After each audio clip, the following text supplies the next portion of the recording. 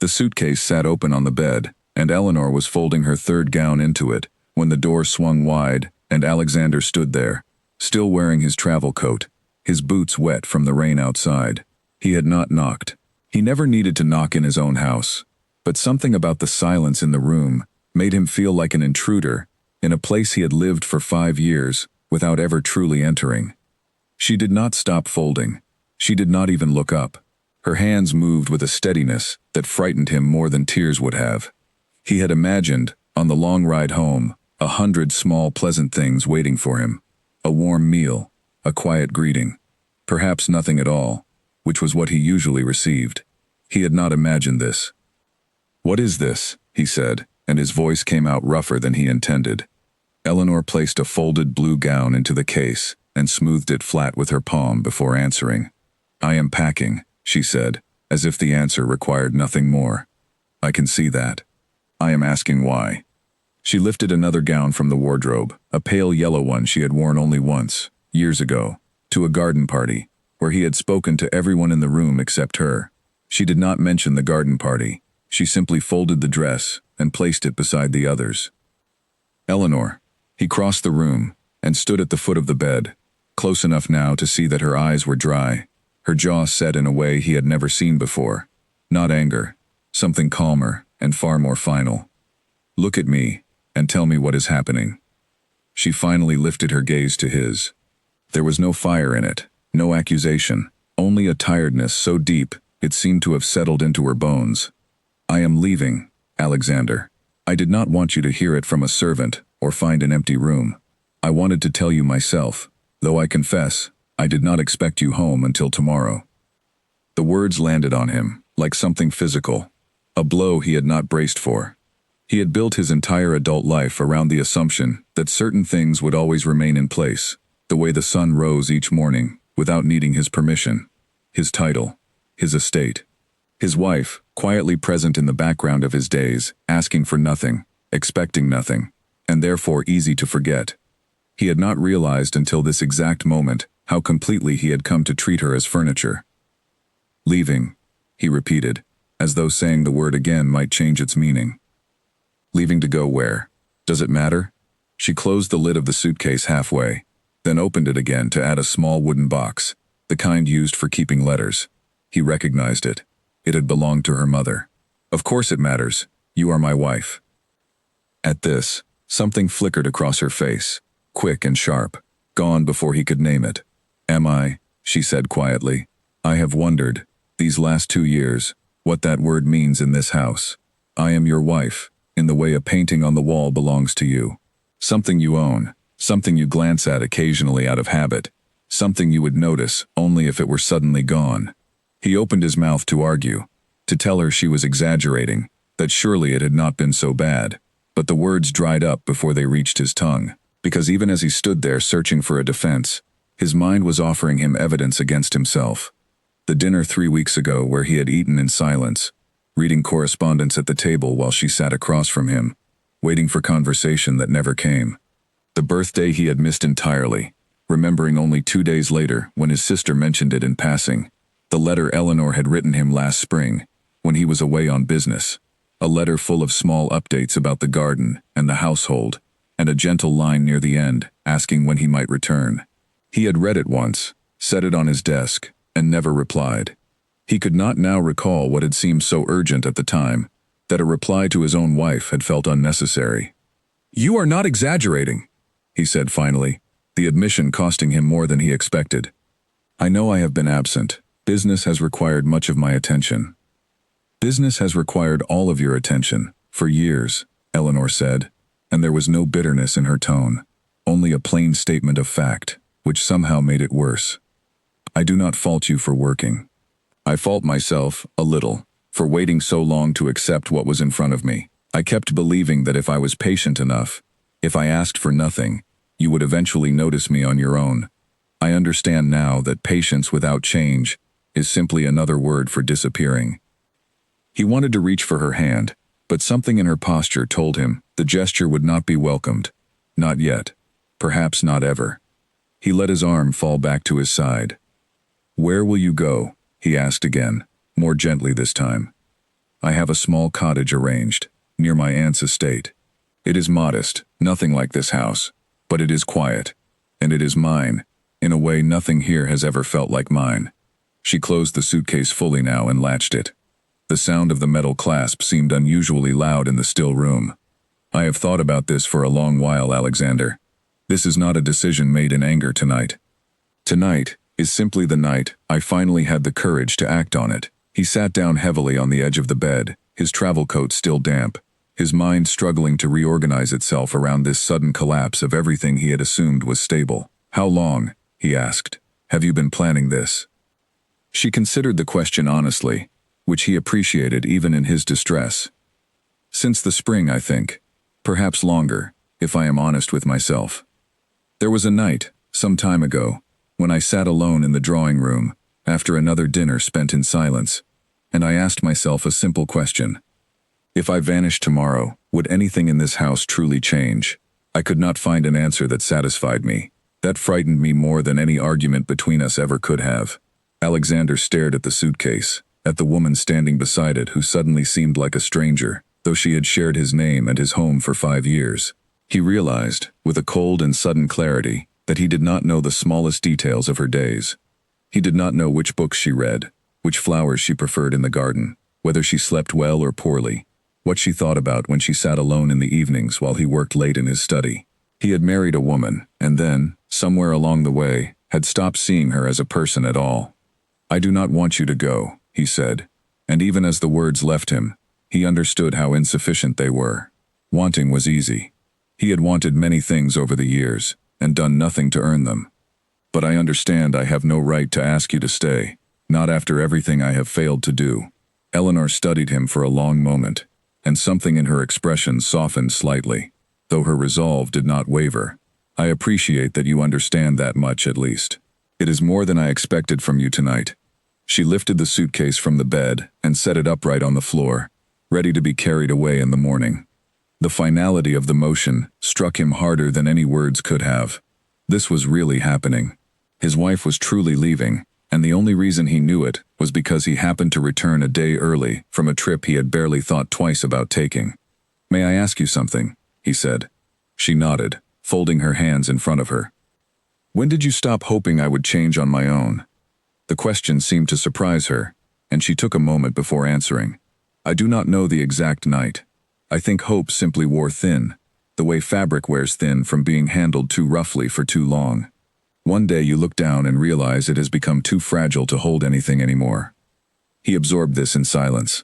Outside, the rain continued against the windows, a steady sound that filled the space where conversation should have been. He thought of all the evenings he had spent in his study, telling himself that his work was for the good of the estate, for the good of their future, when in truth, he had simply found it easier to bury himself in ledgers and correspondence than to sit across from a woman he had never made the effort to truly know.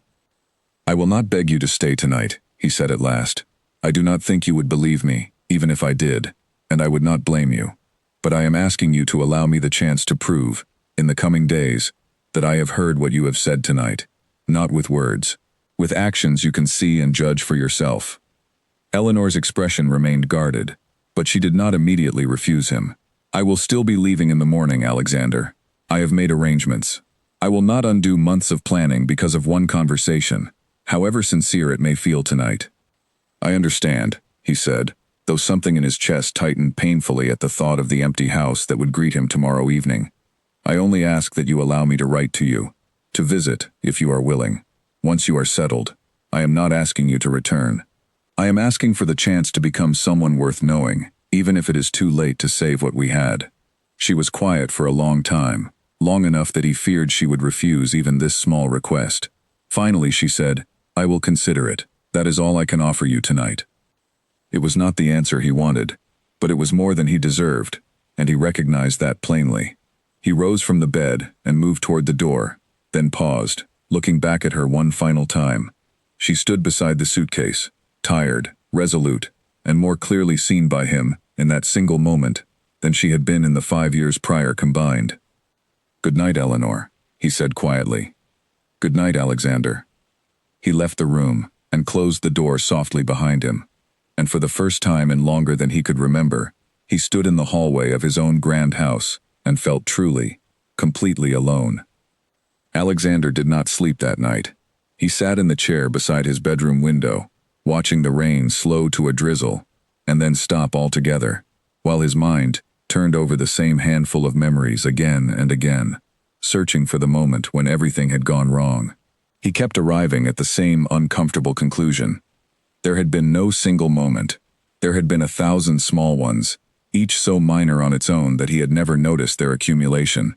The way a single grain of sand means nothing but a desert is made of nothing else. He thought of their wedding day, 5 years earlier, when Eleanor had worn white and smiled at him with a kind of hopeful nervousness that he had found charming at the time. He remembered thinking, as he watched her walk toward him, that he had been fortunate in the arrangement his family had made. She was intelligent, kind, and asked for very little. He had considered this last quality a virtue. Now, sitting alone in the dark, he understood it had been a warning he had chosen not to hear. A woman who asked for nothing was not always content. Sometimes she was simply exhausted from asking and receiving silence in return. He remembered the early months of the marriage, when they had still been strangers learning the shape of each other. There had been a period, brief but real, when he had made an effort. He recalled walking with her through the gardens on a spring afternoon, listening as she described the different flowers she wanted planted along the eastern wall. He had laughed at something she said, a small joke about the gardener's stubbornness regarding roses, and she had looked pleased in a way that had stayed with him afterward. When had that ended? He could not name the exact week or month. It had simply faded, the way color fades from fabric left too long in the sun, so gradually that no single day marked the change. There had been a letter, too. He remembered it now with a fresh and painful clarity. Eleanor had written to him during a business trip to the northern counties, a letter full of small domestic details, the kind of ordinary news a wife shares with a husband she trusts. The roses along the eastern wall had finally bloomed. The housekeeper's daughter had recovered from her illness. And near the closing lines, almost as an afterthought, Eleanor had written that she missed him and hoped he would return soon. He had read the letter once in his hotel room, distracted by the negotiations that had consumed his days, and set it aside with every intention of replying. He had never written back. By the time he returned home, he had forgotten the letter existed at all, and Eleanor had never mentioned it again. He wondered now how many other such letters had gone unanswered, how many small invitations to closeness he had simply allowed to pass without notice. He rose from the chair as the first gray light of morning touched the window and made his way downstairs, though the house was still silent, the servants not yet risen. He walked the empty corridors slowly, looking at the paintings and furnishings as though seeing them for the first time. This house, which he had always considered a source of pride, suddenly felt hollow to him, a beautiful shell built around an absence he had created himself. In the study, he found himself standing before his desk, where stacks of correspondence still waited from before his trip.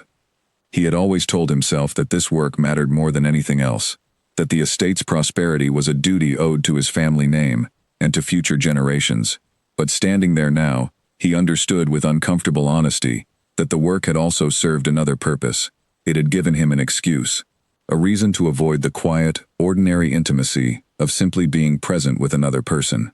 It was easier to solve a business dispute than to sit across from his wife and ask her how she truly felt, because the business dispute had a clear answer, while Eleanor's feelings had required patience and attention he had never been willing to give.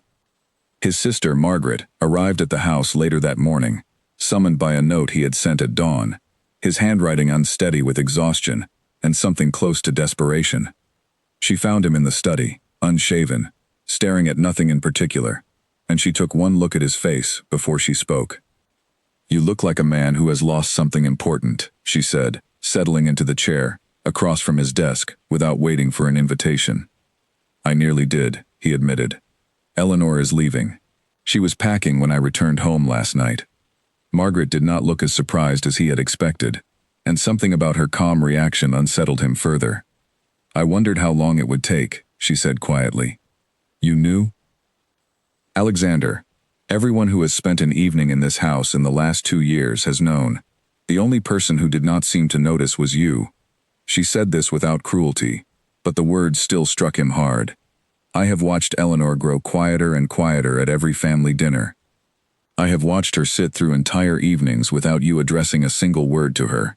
I assumed, foolishly perhaps, that you had some private understanding between you, some arrangement of distance that suited you both. I did not realize until recently how much it was costing her." He put his head in his hands, elbows braced against the desk. "I did not see it. I swear to you, I did not see any of it until last night." "That is precisely the problem," Margaret said, her voice gentler now, though no less direct. "You did not see her at all. You married a woman and then forgot she existed, except as a fixture of your household, someone to appear beside you at required events, and otherwise remain unseen and unheard. I do not say this to wound you further, brother, but because I think you need to hear it plainly, from someone who loves you, before it is too late to matter." "What can I do?" he asked, and his voice cracked slightly on the question, an admission of helplessness he was not accustomed to making. "She has said she will still leave this morning." Margaret considered this for a long moment. "Then let her leave, if that is her decision. You cannot force a person to stay in a place where she has felt invisible for years, no matter how sincere your regret feels tonight. What you can do is prove, over time, through consistent and patient effort, that you understand what you have done, and that you are capable of becoming someone different. Words offered in a single desperate night mean very little. It is what you do in the weeks and months afterward that will tell her, and yourself, whether real change is possible." He absorbed this advice in silence, recognizing its truth even as it offered him no comfort. He had hoped, foolishly, that there might be some grand gesture available to him, some dramatic act that could undo 5 years of neglect in a single stroke. Margaret's words made clear that no such shortcut existed. Whatever he had broken, he would have to repair slowly, through patience and consistency, with no guarantee of success. Later that morning, he stood at the front steps of the house, as a carriage was loaded with Eleanor's belongings. She came down the stairs dressed simply, her expression composed, the same quiet resolve from the night before still evident in the set of her shoulders. She paused when she saw him waiting, and for a moment, neither of them spoke. "I meant what I said last night," Alexander told her. "I will not ask you to stay, but I would like your permission to write to you, once you are settled. Nothing more than that, for now." Eleanor studied him carefully, as though weighing not just his words, but the man standing behind them. "You may write," she said finally. "I make no promises about how I will respond, or whether anything will change between us. But you may write." It was not forgiveness. It was not even hope, not yet, but it was a door left open a small crack, and Alexander understood, standing there in the cool morning air, as the carriage pulled away down the long drive, that it was more than he had any right to expect, and far more than he had earned. The cottage stood at the edge of a small village called Ashford Green, surrounded by low stone walls and a garden that had clearly been neglected for some seasons before Eleanor's arrival. She did not mind the neglect. In fact, she found a strange comfort in it, a project waiting for her hands, rather than a household already running smoothly without her input. Her aunt, Constance, lived only a short walk away, and had welcomed her with the kind of warmth that asked no difficult questions, simply offering tea and company, and the occasional gentle observation that Eleanor was free to accept or ignore as she chose. On her first morning in the cottage, Eleanor woke to sunlight rather than the heavy curtains of the ducal estate, and she lay still for several minutes, simply listening to the unfamiliar quiet. No servants moving briskly through distant corridors. No sense of a household organized around a schedule that had never truly included her. Just birdsong outside the window and the soft creak of an old house settling into the morning. She realized, lying there, that she had not felt this particular kind of peace in years, and the recognition brought with it both relief and a quiet sorrow for all the mornings she had lost to a marriage that had asked nothing of her except her presence and given nothing of itself in return. She spent the first several days simply arranging the cottage to her liking. She placed her mother's writing box on a small table near the window, where the afternoon light would fall across it when she sat down to write letters or read. She unpacked her books, many of which she had not opened in years despite loving them once, before her days had become filled with the particular exhaustion of waiting for a husband who never truly arrived, even when he was in the same room. She found herself reading late into the evenings now, without guilt, without the need to remain available for a conversation that would never come. The garden occupied much of her attention in the second week. She spoke with a local man, a quiet widower named Edmund Hale, who tended several gardens in the village for a modest fee, and together they began clearing the overgrown beds along the front path. Edmund was not talkative, which suited her fine. He worked steadily, offered occasional practical advice about soil and drainage, and left her to her own thoughts as they worked side by side in comfortable silence. There was something healing, she found, in the physical labor of pulling weeds and turning soil, in seeing visible progress from her own effort in a way that felt entirely different from the invisible, unacknowledged effort she had poured into her marriage for so long. Her aunt visited often, and over tea one afternoon, Constance asked the question Eleanor had been expecting since her arrival. "Do you regret leaving him?" Eleanor considered the question seriously before answering, turning her teacup slowly in her hands. "No," she said finally. "I regret how long it took me to leave. I do not regret the leaving itself." Constance nodded, understanding without needing further explanation. She had been widowed young and had chosen never to remarry, a decision that had scandalized certain corners of society, but that she had never once regretted, as she reminded Eleanor frequently with a wry sort of pride. "Independence suits some women better than marriage ever could," Constance said. "I suspected it might suit you as well, once you had the chance to discover it." "I am not certain independence is what I want, exactly," Eleanor admitted. "I think what I want is simply to matter to someone, in the small daily ways that were always missing before. Whether that happens within a marriage or outside of one, I am no longer certain. I only know I could not continue living as I had been." The first letter from Alexander arrived at the end of her second week in Ashford Green. She recognized his handwriting immediately on the envelope, and she sat with it unopened on the table for nearly an hour before finally breaking the seal. The letter was shorter than she expected, and remarkably free of excuses or elaborate apology. He wrote simply that he hoped she was settling comfortably, that he had spent time reflecting on Margaret's words to him, and that he did not wish to press her for any response beyond what she felt able to give. He mentioned, almost shyly, that he had begun reading one of the books she had once recommended to him years ago, a novel she had mentioned in passing, that he had never taken the time to open until now.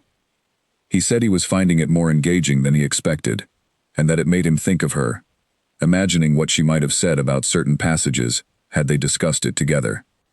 Eleanor read the letter twice, searching for the grand declarations she half expected and did not find, and something about their absence made the letter feel more honest than any dramatic promise could have.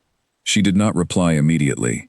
She set the letter inside her mother's writing box and allowed herself several days to consider whether she wanted to respond at all. During those days, she continued settling into her new life. She began attending the small village church on Sundays, something she had rarely done at the estate, where attendance had always felt like another obligation, rather than a genuine choice.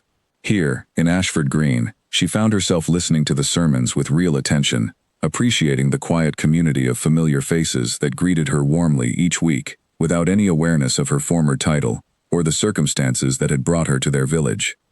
She also began writing again, something she had loved in her younger years, before marriage had gradually consumed the time and energy such pursuits required. She kept a private journal, recording her thoughts on the garden's progress, on conversations with Constance and the villagers, and slowly, cautiously, on her feelings about Alexander's letter and what it might mean. She found that writing helped her clarify thoughts that felt tangled when she only turned them over silently in her mind. Edmund Hale, the gardener, became an unexpected source of quiet friendship during this period. He was perhaps 10 years older than Eleanor, with weathered hands and a patient manner that reminded her of the kind of steadiness she had once hoped to find in marriage. He never asked about her past, never inquired why a woman with such fine manners had come to live alone in a modest cottage, and this lack of curiosity felt like a gift rather than an insult. One afternoon, as they worked together planting new rose bushes along the eastern wall of her small garden, he mentioned, almost in passing, that his late wife had loved roses above all other flowers, and that he had never quite lost the habit of planting them everywhere he worked, as though tending a small memorial in every garden he touched. Eleanor found herself moved by this admission, this small window into a private grief he carried without complaint. "How long has it been," she asked gently, "since you lost her?" 6 years this autumn, Edmund said, brushing soil from his hands. It does get easier, in its way, not less painful exactly, but easier to carry. She thought about this remark often, in the days that followed, turning it over alongside her own uncertain feelings about Alexander and the marriage she had left behind. Perhaps her own pain would follow a similar path, growing lighter, not because it mattered less, but because she was learning to carry it differently, with the support of a new life she was building for herself, one small choice at a time. Finally, nearly 2 weeks after receiving Alexander's first letter, Eleanor sat down at her mother's writing box and composed a reply. She kept it brief, mirroring the restraint he had shown in his own letter. She told him she was settling well into Ashford Green, that the garden was slowly recovering from years of neglect, and that she appreciated his honesty in mentioning the book, rather than filling the page with promises she was not yet ready to trust. She did not invite further correspondence explicitly, but she did not close the door either, ending the letter simply with her name, offered without the elaborate signatures of duty and title that had once accompanied every piece of correspondence between them. She sealed the envelope and walked it to the village post office herself the following morning, feeling a small, private satisfaction in the act, a sense that she was choosing this correspondence rather than simply enduring it, as one more obligation of a marriage she had not chosen for herself in the first place. Whatever happened next between herself and Alexander remained genuinely uncertain, and for the first time in years, that uncertainty felt like possibility rather than dread. Back at the estate, Alexander had begun a private ritual he told no one about, not even Margaret. Each evening, after his work in the study concluded, he took out a small notebook and wrote down one thing he had noticed that day, one small observation about the world or about himself that he might once have shared with Eleanor over dinner, back when dinners had still contained conversation rather than silence. He did not know if this exercise served any real purpose beyond his own private discipline, but it forced him to slow down, to actually look at his surroundings, rather than moving through his days on autopilot, consumed entirely by ledgers and correspondence. The estate manager, a steady and observant man named Frederick Lang, had worked for the family for over 20 years and had watched the marriage unravel from a respectful distance, never presuming to comment unless asked directly. When Alexander finally did ask him, seeking any insight into what he had missed, Frederick did not soften his answer. "Forgive me for speaking plainly, Your Grace," Frederick said, standing in the study with his hands folded behind his back. "But the household staff noticed the change in Her Grace long before you returned home to find her packing. She stopped requesting her favorite meals from the kitchen, saying it did not matter what was served since she often ate alone. She stopped asking the housekeeper to arrange fresh flowers in the drawing room, a habit she had kept faithfully during the first 2 years of the marriage. Small things, Your Grace, but they added up to a larger picture that anyone paying attention would have recognized." Alexander absorbed this information with the same discomfort that had accompanied every revelation since that night in Eleanor's bedroom. "Why did no one tell me?" Frederick considered his words carefully before answering. "It was not our place, Your Grace. A marriage is a private matter, and the household staff learns early to observe without commenting, even when we can see clearly what those inside the marriage may not. I will say only that Her Grace never spoke a single unkind word about you to any of us, not once in 5 years. Whatever distance grew between you, she bore it with a great deal more grace than most would have managed." This admission struck Alexander harder than any accusation could have. Eleanor had suffered in silence, protecting even his reputation among the staff, while he remained entirely oblivious to her pain. He thanked Frederick for his honesty, and spent the remainder of the afternoon walking the estate grounds alone, trying to see his home through eyes other than his own habitual distracted gaze.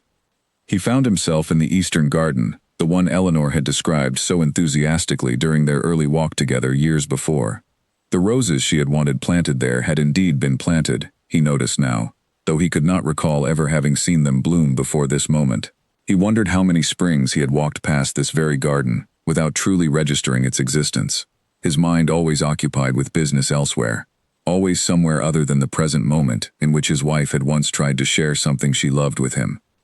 That evening, he wrote in his private notebook about the roses, and then, on impulse, he added a second entry, something he had never done before.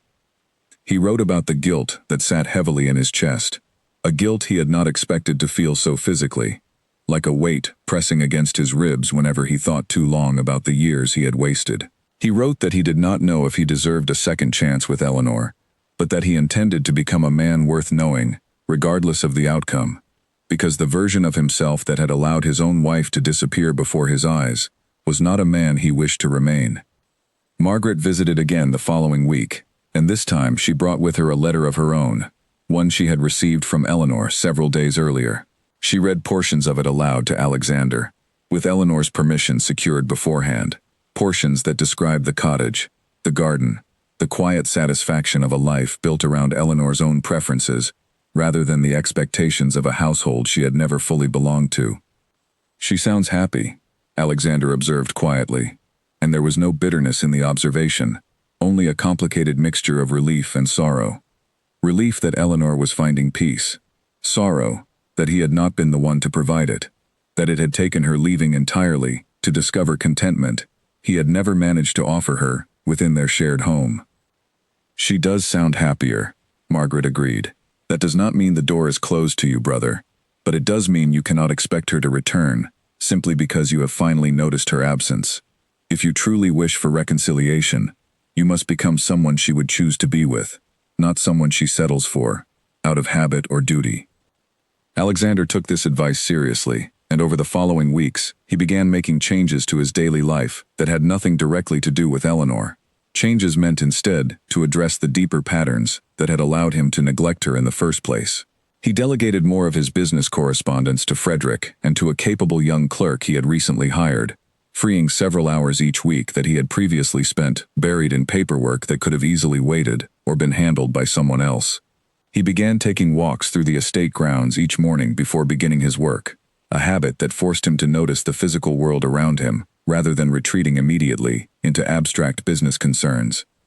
He also began writing to Eleanor more regularly, though he was careful never to overwhelm her with too frequent correspondence. He kept his letters honest and specific, avoiding grand declarations in favor of small, concrete details about the changes he was making and the thoughts he was having. He told her about the roses in the eastern garden, finally in bloom, and admitted with some embarrassment that he had never truly seen them before this year.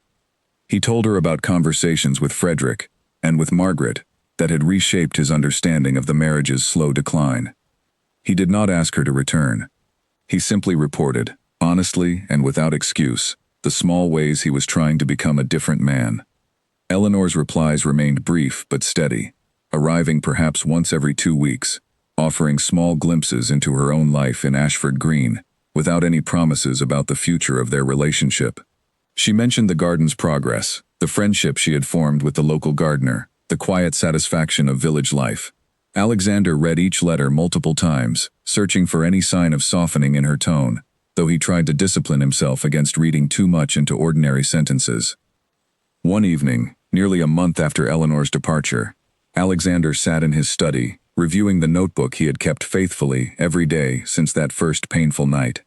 Flipping back through the pages, he was struck by how much his observations had changed over the weeks. The early entries had been sparse, awkward, clearly the work of a man forcing himself through an unfamiliar exercise. The more recent entries flowed more naturally, filled with genuine curiosity about the world around him, about the people in his household whose lives he had barely noticed before, about his own patterns of thought and behavior that he was only now beginning to understand.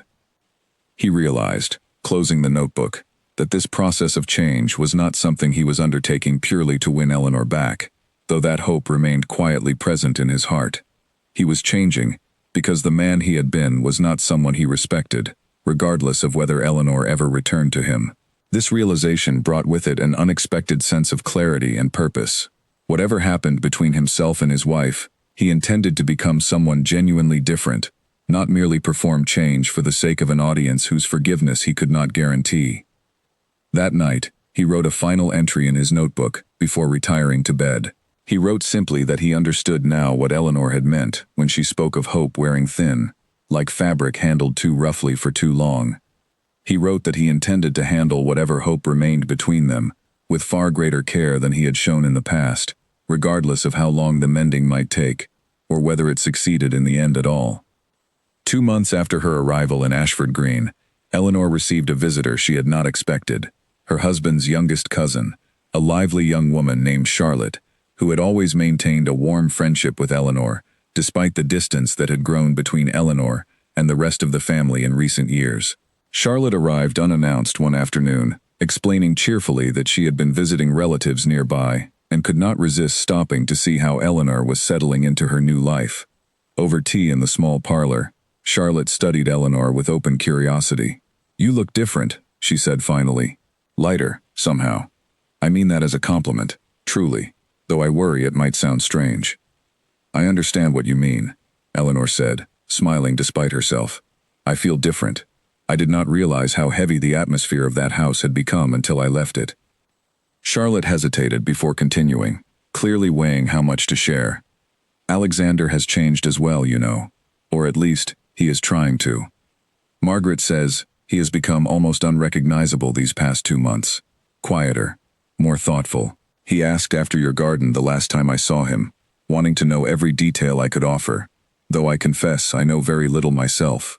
Eleanor set down her teacup carefully, considering how to respond. "I have received his letters," she admitted. "They have been different from what I expected. More honest, I suppose, than the man I remember." "Do you believe the change is genuine?" Charlotte asked, her curiosity evident, but not unkind.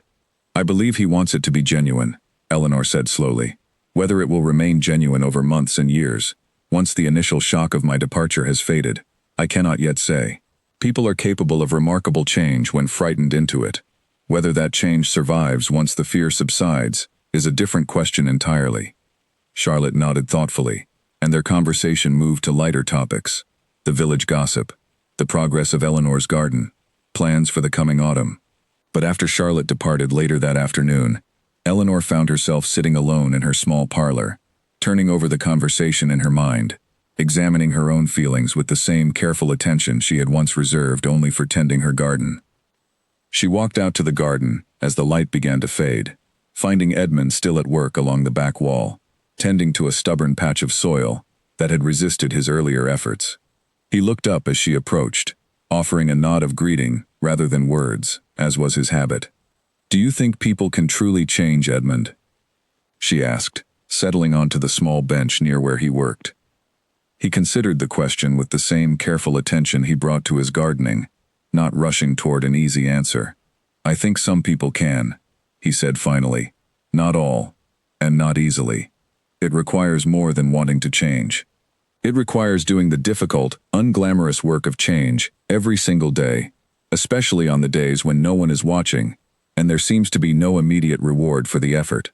"How would one know the difference?" Eleanor asked, "between someone who is truly doing that work and someone who is simply performing change to achieve a particular outcome?"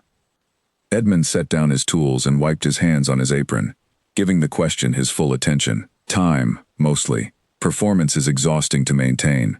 It tends to slip once the person believes no one important is watching, or once the immediate crisis that inspired it has passed. Genuine change tends to persist even in small, unwitnessed moments, because the person has actually become different, rather than merely acting differently for an audience."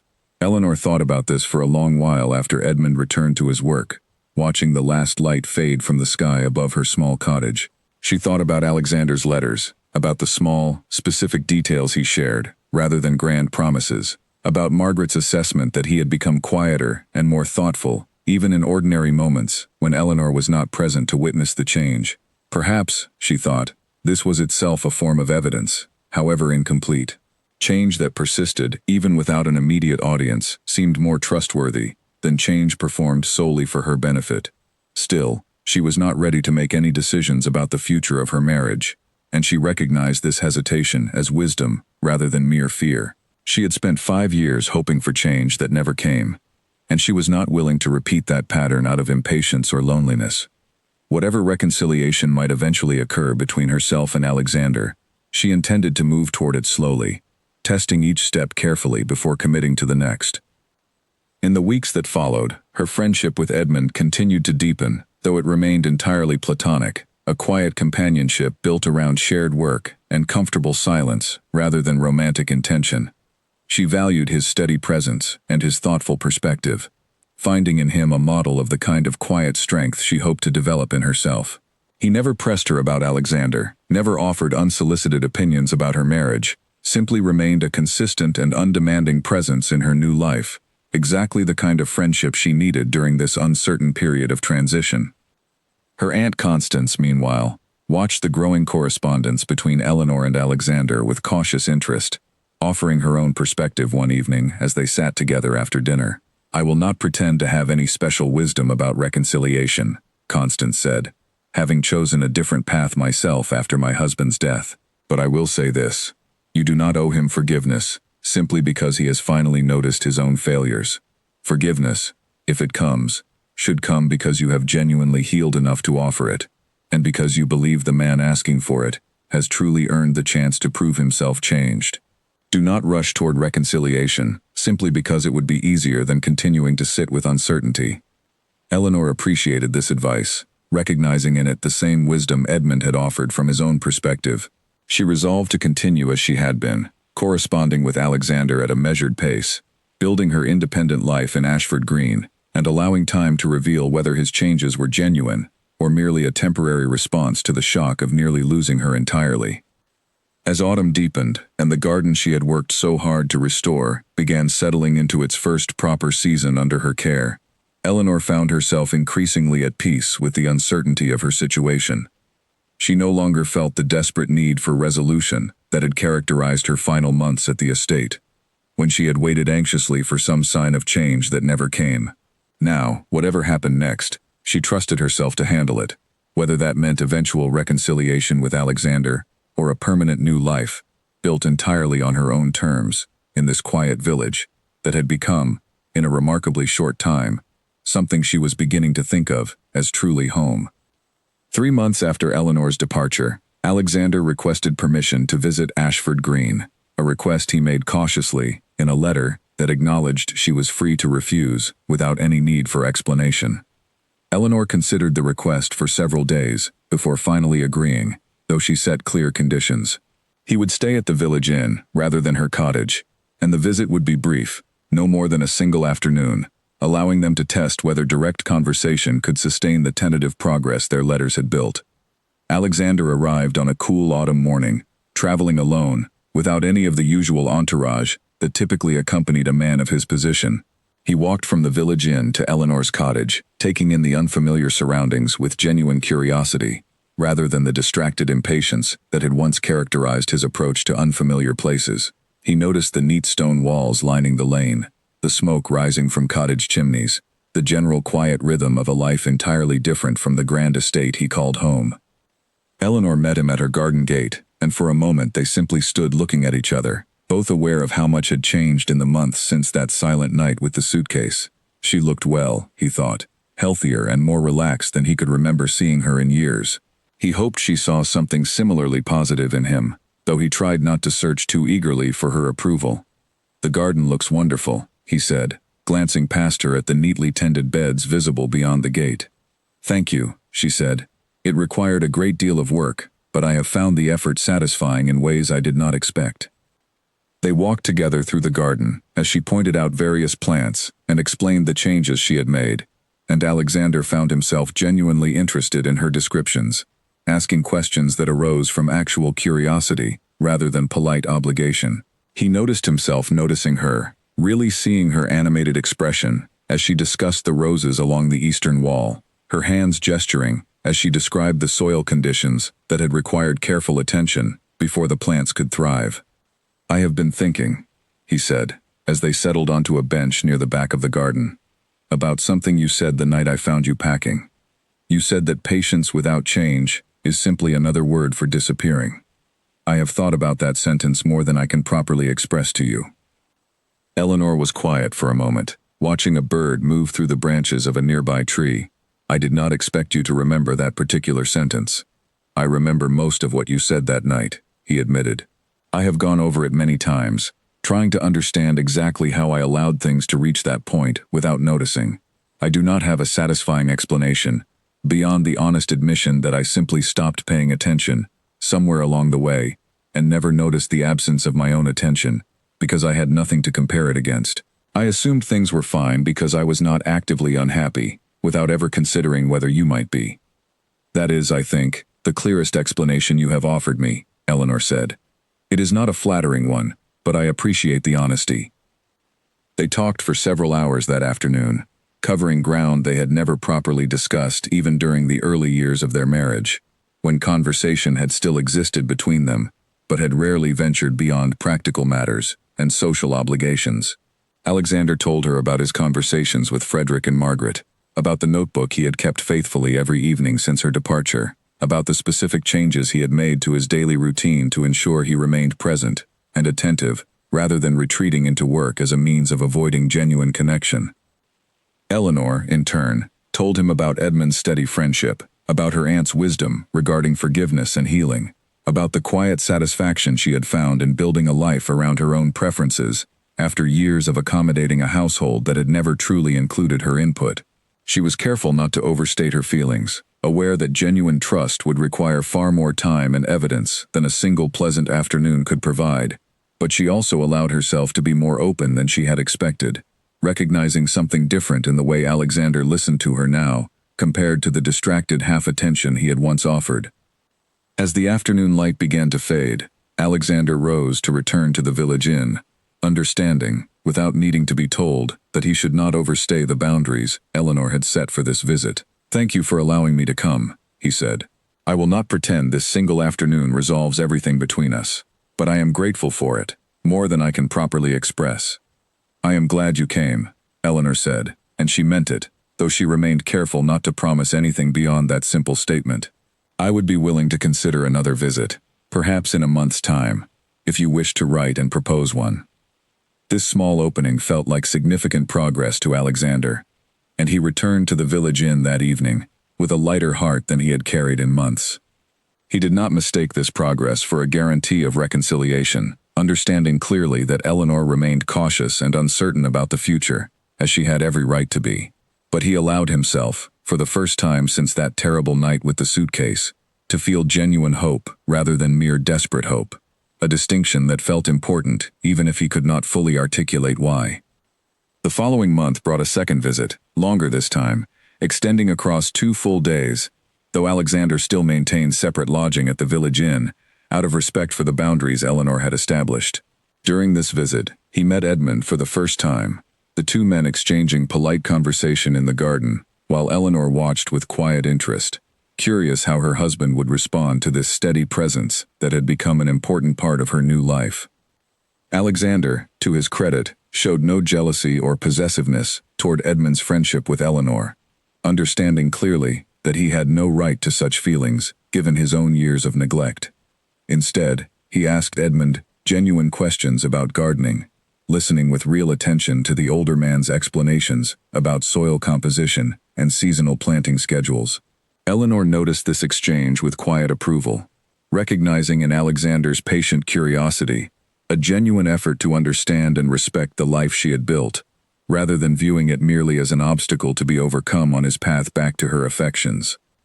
That evening, walking together along the village lane as the sun set behind the surrounding hills, Eleanor found herself speaking more freely than she had during his previous visit. "I am beginning to believe," she said carefully, "that the changes you describe may be genuine. I do not say this lightly, and I do not say it as a promise of reconciliation, but I find myself less guarded around you than I expected to feel, even now." Alexander absorbed this admission with quiet gratitude, resisting the urge to press for more than she had offered. "That means more to me than I can express," he said simply. "I will continue to earn whatever trust you are willing to extend, for as long as it takes, without expecting anything beyond what you feel ready to give."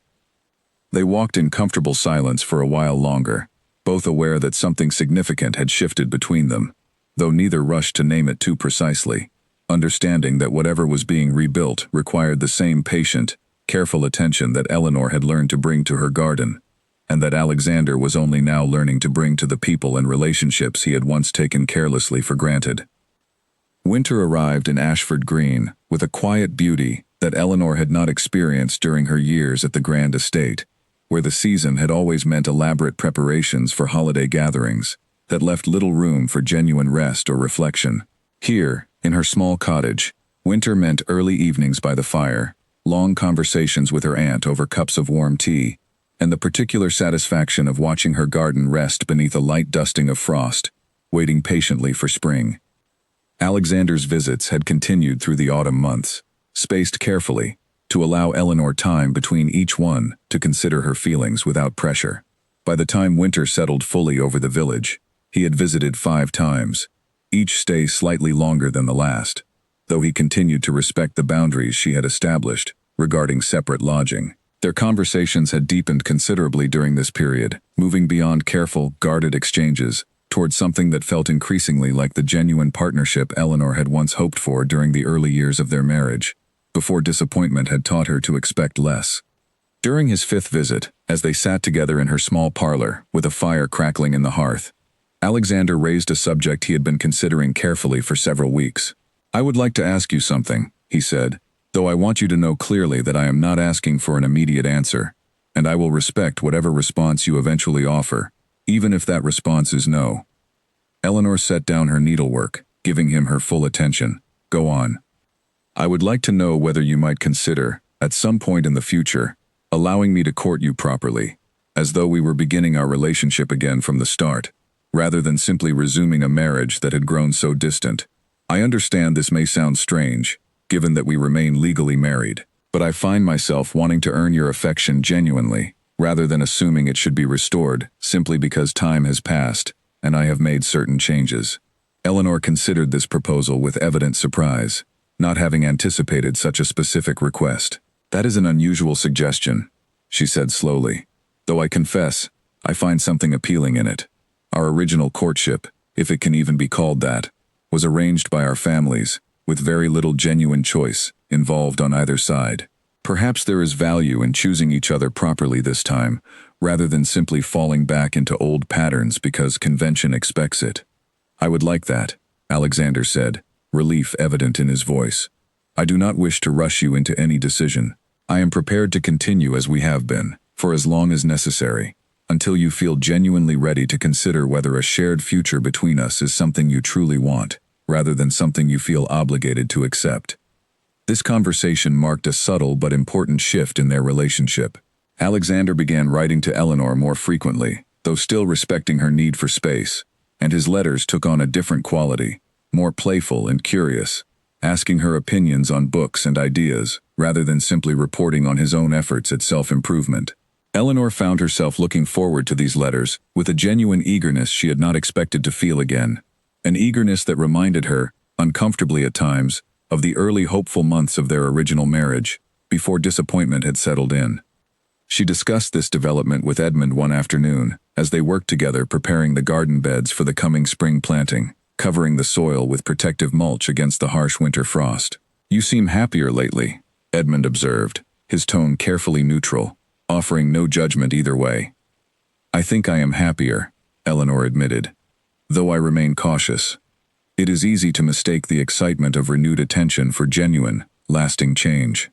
I have learned that lesson before, and I do not intend to forget it, simply because the current version of events feels pleasant."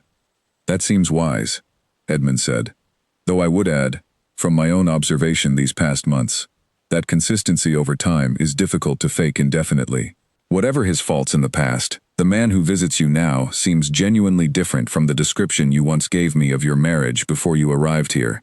I do not say this to push you toward any particular decision. I say it only because I have watched carefully, and I trust my own observations." Eleanor valued Edmund's perspective precisely because he had no personal investment in the outcome, no particular loyalty to either herself or Alexander that might color his assessment.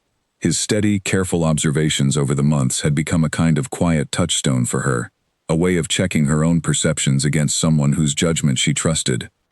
As winter deepened further, Alexander proposed a new arrangement for their continued relationship, one that would test whether their renewed connection could survive beyond the carefully structured visits that had characterized their reconciliation so far. He suggested that Eleanor might consider spending a portion of the coming spring at the estate, not as a return to her former role as neglected duchess, but as an extended visit during which they could discover whether daily life together, in the actual environment where their marriage had originally faltered, might work differently now that both of them had changed.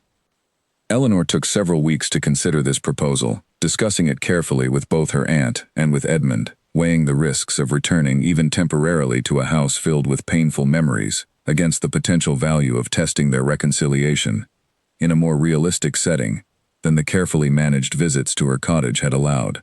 Eventually, she agreed, though she set clear terms for the arrangement. She would maintain her own private rooms at the estate, separate from any expectation of resuming full marital cohabitation until she felt genuinely ready. She would retain the freedom to return to Ashford Green at any point, without needing to justify the decision to anyone. And she expected Alexander to continue the patterns of attention and genuine partnership he had demonstrated during his visits, understanding that any regression to his former neglect would end the arrangement immediately. Alexander agreed to every condition without hesitation, understanding clearly that Eleanor's trust remained conditional, and that he bore full responsibility for maintaining the changes he had made, regardless of how comfortable or settled their relationship might come to feel over time. As the arrangement was finalized and preparations began for Eleanor's temporary return to the estate come spring, both of them understood that this next phase would prove far more challenging than their careful, structured visits had been. Daily life together, in the actual space where their marriage had originally faltered, would test whether the changes Alexander had made could truly withstand the ordinary pressures and distractions of routine existence, or whether old patterns might reassert themselves once the initial crisis that had inspired his transformation had faded sufficiently into the past. Eleanor returned to the estate in early spring, and the experience of walking through the familiar front doors again brought with it a complicated mixture of emotions she had not fully anticipated. The house looked the same in most respects, the same paintings lining the entrance hall, the same grand staircase curving upward toward the family quarters. Yet something about the atmosphere felt genuinely different, though she could not immediately identify the source of the change. She discovered the answer within her first few days back. The staff, she noticed, seemed more relaxed, more willing to engage in brief, pleasant conversation, rather than the careful, formal distance they had maintained during her final years at the estate before her departure. Frederick greeted her warmly, inquiring after her garden in Ashford Green, with what seemed like genuine interest rather than mere polite obligation. Even the housekeeper, a woman named Winifred who had always maintained a respectful but distant relationship with Eleanor, seemed noticeably more open, mentioning small household details as though Eleanor's opinion genuinely mattered again. "Things have changed here," Eleanor observed to Margaret, who had come to welcome her back during her first week at the estate. "They have," Margaret confirmed. "Alexander has been different with everyone, not just in his letters to you. He asks after the staff's families now, remembers small details about their lives that he never used to notice. Frederick told me last month that working for him has become genuinely pleasant again, something he had not expected to say after so many years of quiet, distracted management." This observation reassured Eleanor considerably, providing evidence beyond Alexander's own letters and visits that the changes he claimed to have made extended into every corner of his daily life, not merely the specific interactions he shared with her. She had worried, privately, that his transformation might be a performance calibrated specifically for her benefit, something that would fade once she returned, and the immediate motivation of winning her back had been satisfied. The staff's testimony suggested otherwise. Still, the early days of her return brought genuine challenges. Old patterns proved difficult to fully escape, even with the best intentions on both sides.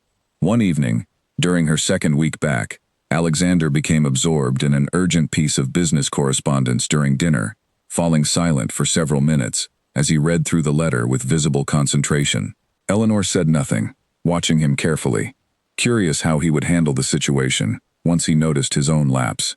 To her relief, he caught himself within a few minutes, setting the letter aside deliberately. "Forgive me," he said. "Old habits. I should have set that aside before we sat down to eat." "Thank you for noticing," Eleanor said simply, choosing not to make the moment larger than it needed to be.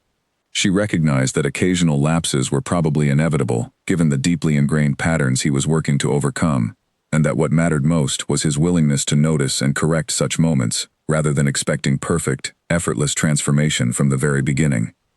Over the following weeks, similar small tests arose repeatedly, and Alexander generally handled them with the same self-awareness he had shown that first evening.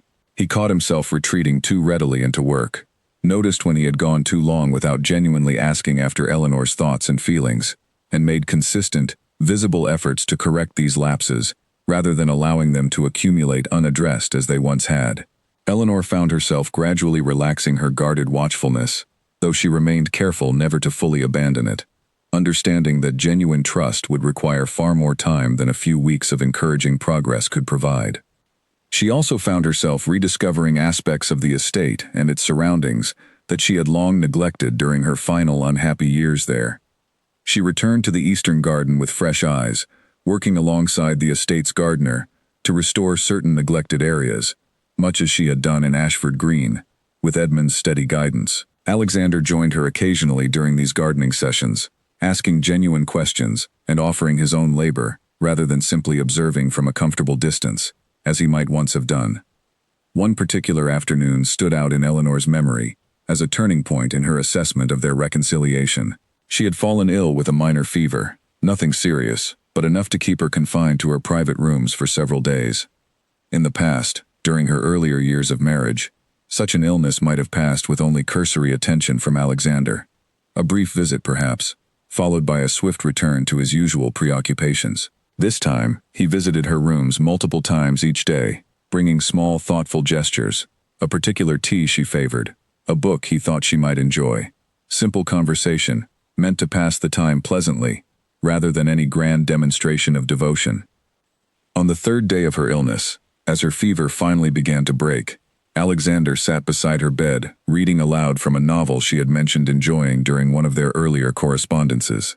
Eleanor listened, drowsy but genuinely comforted, and found herself thinking that this small, quiet scene represented exactly the kind of attention she had once hoped for during the early years of their marriage.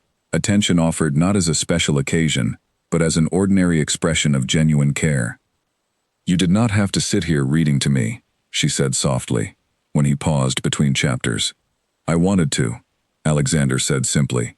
"I have missed a great many ordinary moments like this one, over the years. I do not intend to miss any more of them, if I can help it." Eleanor closed her eyes, allowing herself, for the first time since her return to the estate, to feel something approaching genuine security in the changes she had witnessed. She understood that trust could not be fully restored in a matter of weeks, regardless of how encouraging the recent months had been. But she recognized, in this quiet moment, that whatever remained uncertain about their future, the man sitting beside her bed was genuinely, meaningfully different from the husband who had once allowed her to disappear entirely from his attention, without noticing the loss, until she stood before him with a packed suitcase in hand. By early summer, nearly 9 months after that silent night with the suitcase, Eleanor faced the decision she had been carefully avoiding since her temporary return to the estate began. Her arrangement with Alexander had always been understood as provisional, a trial period during which both of them could assess whether genuine reconciliation was possible, or whether the damage of those neglected years had proven too deep to fully repair. The time had come, she recognized, to make a more permanent decision about her future, one way or the other. She traveled back to Ashford Green for a week, ostensibly to check on her cottage and consult with Edmund about the garden's summer maintenance. But in truth, she needed the distance and quiet familiarity of her independent life to think clearly about the choice before her, away from the immediate influence of Alexander's continued efforts and the estate's persuasive comfort. Sitting in her small parlor on her first evening back, she took out her journal and began writing, trying to organize the tangled feelings that had accumulated over the preceding months. She wrote about the genuine changes she had witnessed in Alexander, not just in his interactions with her, but in his relationships with the staff, with his sister, with the broader responsibilities of his position. She wrote about the small daily kindnesses that had accumulated steadily since her return to the estate, the consistent attention that had not wavered even during ordinary, unremarkable days when no particular occasion demanded special effort. She also wrote honestly about her remaining uncertainties.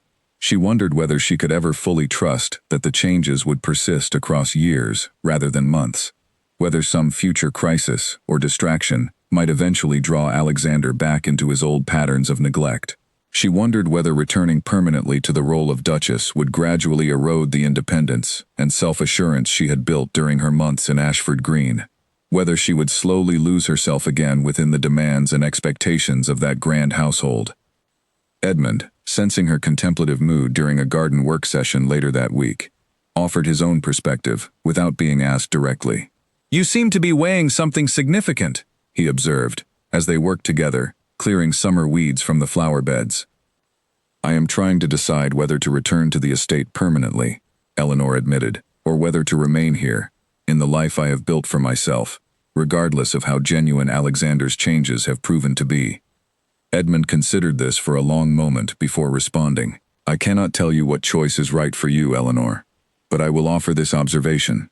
Whatever you decide, I hope it comes from genuine desire, rather than obligation or fear. You spent years in a marriage that asked you to disappear quietly, and you found the courage to leave that behind.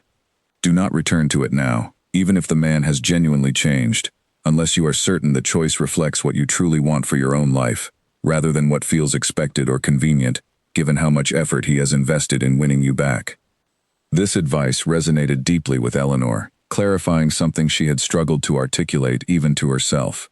She realized that her hesitation was not truly about doubting Alexander's transformation, which she had come to genuinely believe was real and lasting, based on months of consistent evidence. Her hesitation was about ensuring that whatever choice she made reflected her own authentic desire, rather than a sense of obligation toward a husband who had finally, belatedly, done the work required to become someone worth choosing. She spent the remainder of her week in Ashford Green, in careful reflection, walking through her garden each morning, discussing her thoughts with her Aunt Constance during long afternoon conversations over tea. Constance, characteristically direct, asked her the essential question plainly. "Do you love him, Eleanor? Not the version of him you once hoped he might become, but the man he has actually shown himself to be these past months." Eleanor considered this question with the seriousness it deserved. "I think I do," she said finally. "Not in the same way I loved the idea of our marriage when we first wed, full of naive hope and expectation.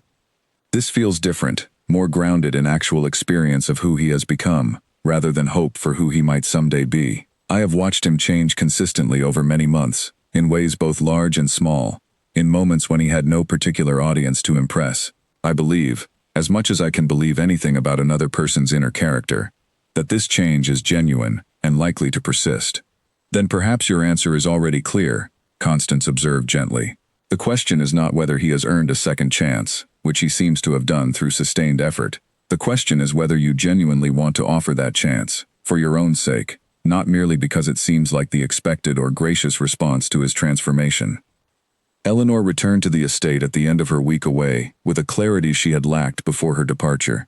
She sought out Alexander on her first evening back, finding him in his study, and she asked him to set aside whatever business had occupied his attention, so they could talk properly.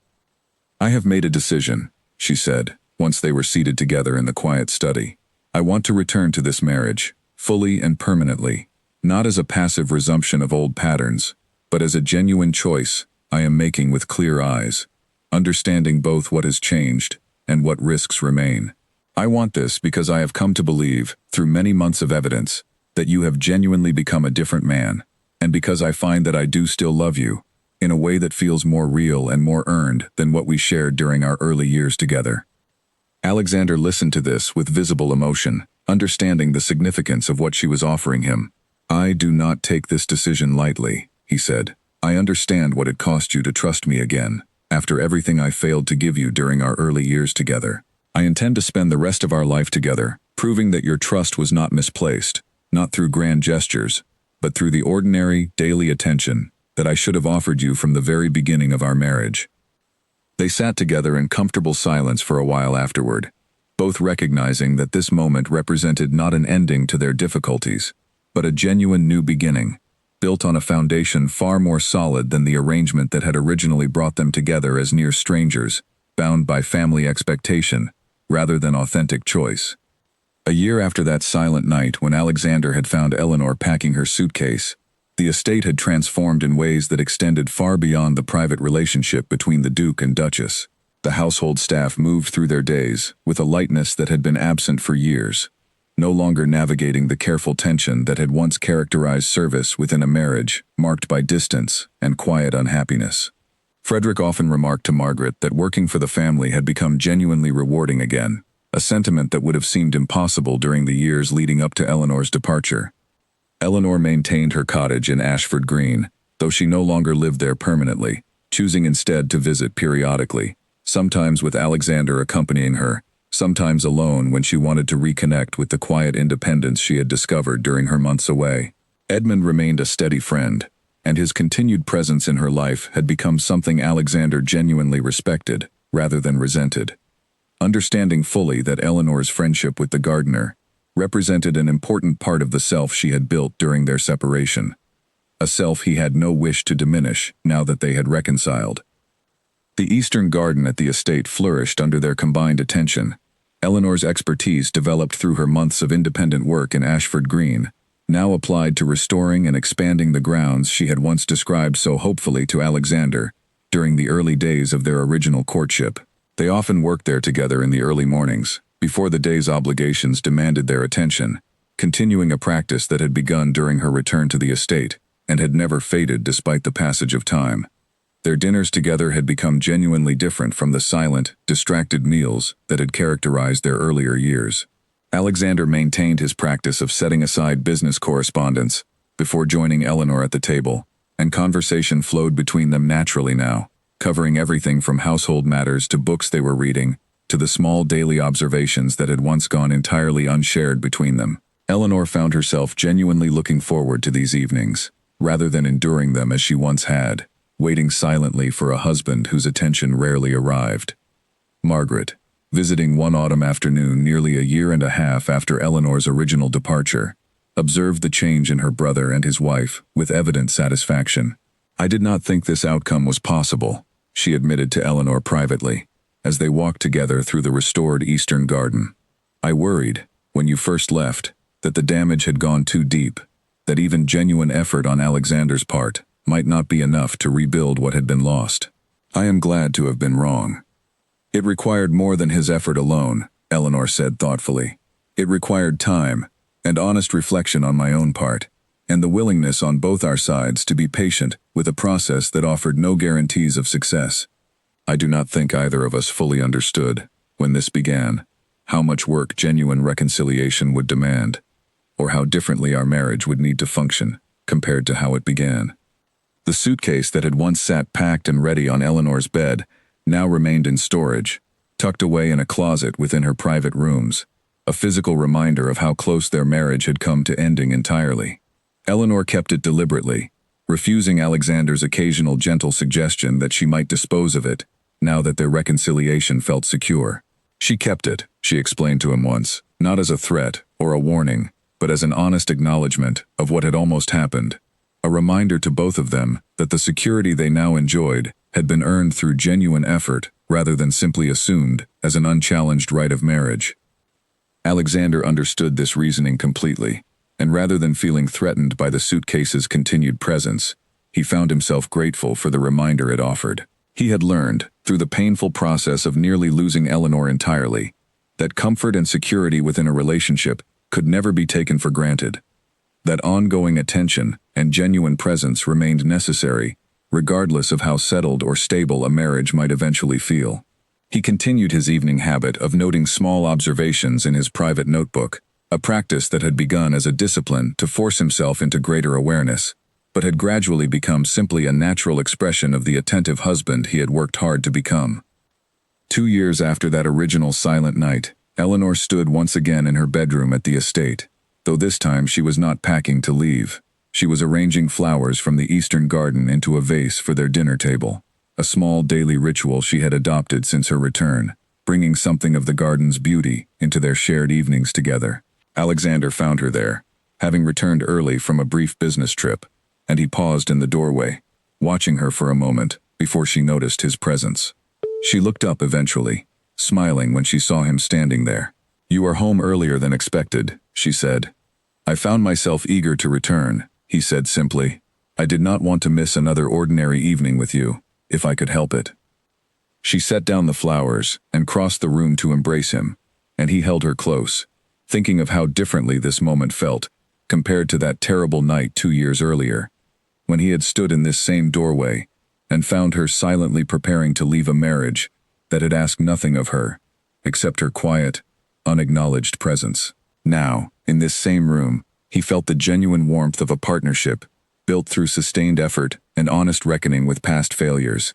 A marriage that finally offered Eleanor the attention and genuine partnership she had always deserved, and that he had finally learned, through painful but necessary experience, how to provide. Outside their window, the eastern garden continued to flourish in the late afternoon light. The roses Eleanor had once described so hopefully during their early courtship, now blooming fully under the combined care they had learned to offer each other, patiently, consistently, day after ordinary day, in a marriage finally built on genuine presence rather than the quiet neglect that had nearly cost them everything.